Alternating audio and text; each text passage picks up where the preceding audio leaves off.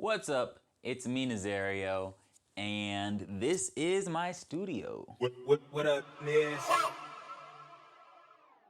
I explore music business, tech, and creation. If that sounds like something that you're interested in, then definitely like this video and subscribe for more content like that. And today, what we're gonna be talking about is my studio setup. So this is my dream studio tour, as I've been seeing people call it, I guess.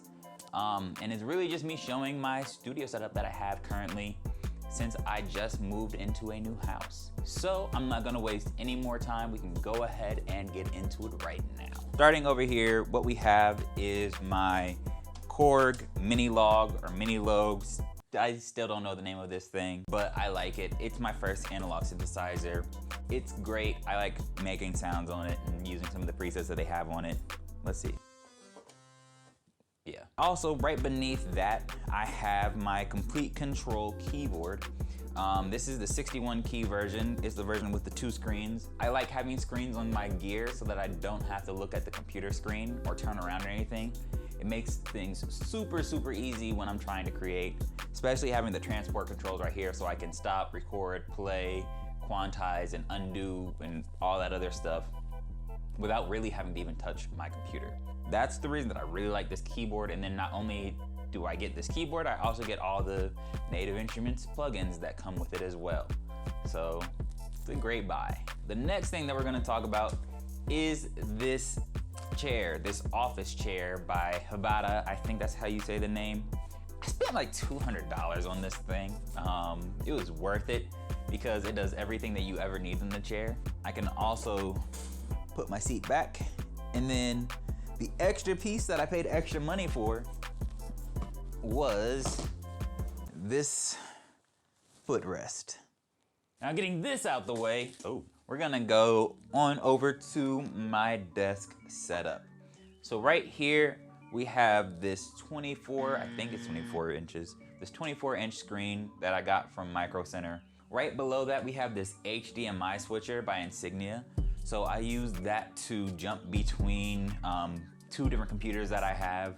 So it just makes that process super easy and effortless and seamless. So I don't have to be unplugging things and plugging things back in. And then right beneath that, we have my Apollo Twin Mark II. So this is one of the best interfaces you can ever have. I've had this one for years. I haven't heard an interface that's nearly as good, on top of the fact that you get the UAD plugins with it. Right next to that, we actually have this mic stand with the Rode Procaster microphone. I have this mic for podcasting and for doing my videos, and it sounds really great. It's basically a competitor to the Shure SM7B. Right next to this microphone, we actually have, we're gonna do that again. Right next to the microphone, we have my Sennheiser HD280 Pros. I actually had a pair of Audio-Technica M70Xs before, but they broke, so I need to get a new pair. And I've used these before, and they sound great, and they're really comfortable. So I decided to go with them. They're also only $100. They're like really good price for the quality. So right next to the microphone, we actually have my Kensington trackball.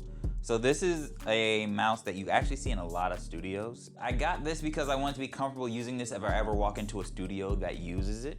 And then right next to this amazing mouse is the worst keyboard ever. This keyboard I got from Walmart for really cheap. Some of these keys are just printed wrong. So if you're pushing, generally you might press shift and it's backwards. We'll just leave it at that. It's backwards and it's annoying. Right next to this, we have my Maschine MK3. I really like this because it's just like the Complete Control. It also has screens that I can use for programming my drums and things like that, so I don't really have to look at the computer or touch the computer at all. So it makes everything super easy in regards to creating. Right behind the Maschine MK3 is actually my MacBook Pro. It's the 2020 edition, 16-inch MacBook Pro.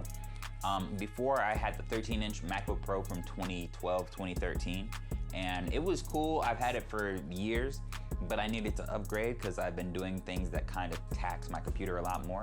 All this stuff is sitting on this desk, which I got from Sweetwater. It's a studio desk, so it has brackets set up so you can actually use rack mounted gear on it and have it clean and neat and out of the way. So I have a power conditioner by Furman right here. I think it's the M8X squared.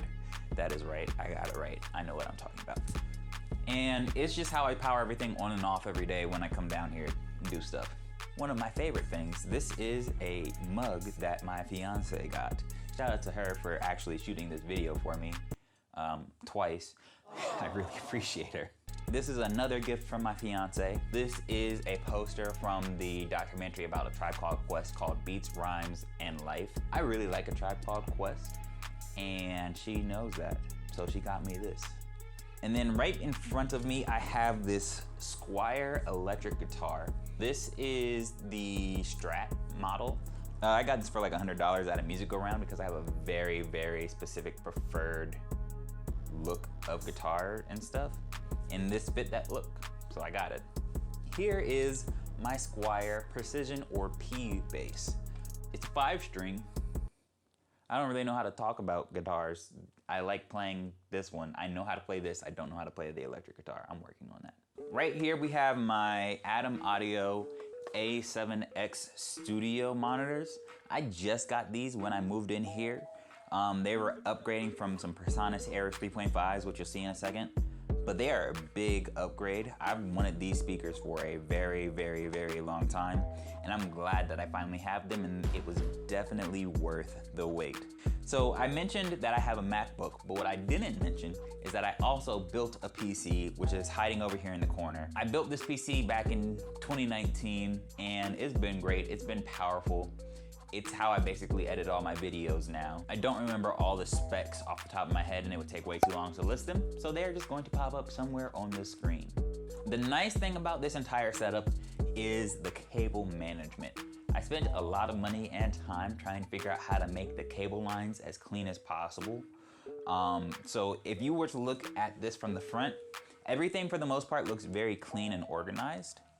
But on the back, it still looks organized. It's a little bit of a nightmare, but you don't see it, and it's not as ugly looking. I actually work from home, so I got a setup from the company that I work for. They gave me a dual screen setup, so when I'm doing video, I'll actually set my MacBook over here where my work computer is, and I'll have it on the screen so I can see what I'm talking about on camera. And then right behind this screen, I actually have a tripod where my camera sits, so the camera's just generally always sitting there. So when I'm ready to record, I don't have to get my camera out. I don't have to worry about the battery being charged because I actually have this battery pack that actually can be run off of a power cable.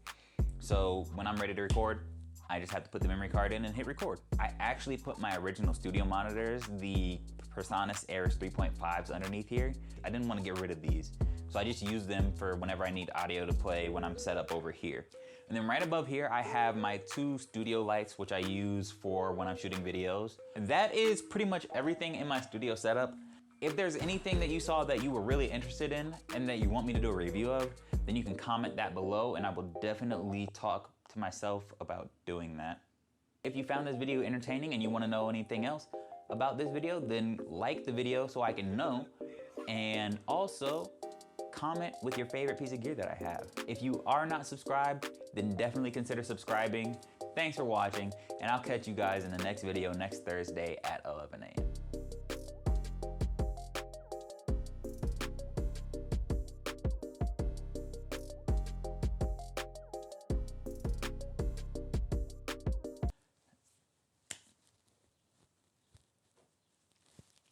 Yes.